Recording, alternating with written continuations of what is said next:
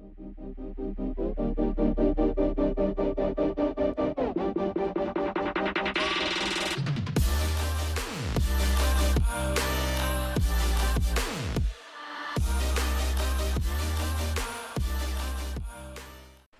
easy way to change the power characteristics of your bike is by installing a new rear sprocket.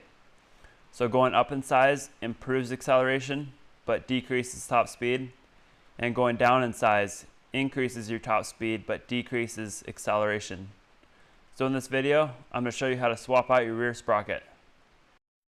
Alright, first step, we're going to loosen up the axle nut and push the axle out. With the axle out, you'll be able to push the wheel forward and remove the chain from the sprocket. Simply pull the wheel straight back and it'll slide out of the swing arm. To remove the sprocket bolts, you'll have to loosen up the nuts on the back side first, and then you can pull the sprocket off the wheel. Sprocket bolts are definitely something you want to put thread locker on. If these bolts come loose, you're definitely in for some trouble. Now put the washers and nuts back on the bolts and tighten them in an even pattern. After reinstalling the mounting bolts and nuts, I'll tighten the nuts with a wrench the last little bit to make sure they're fully tight. Always make sure you grease the axle before reinstalling it. A little trick I learned from watching mechanics at the races is they'll stick the axle in the muffler hole to keep it clean while they're installing the wheel. The first thing you want to line up when putting the wheel back on is getting the brake rotor between the brake pads. You might have to spread the brake pads apart to do this.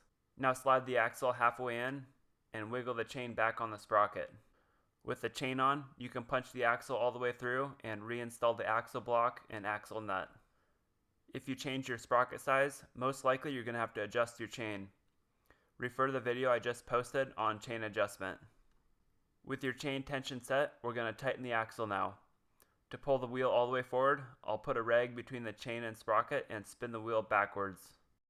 And of course, the last step is torquing the axle nut. The torque spec for this bike is 94 foot-pounds. Thanks for watching, guys, and don't be afraid to stop by the website if you're in need of any parts.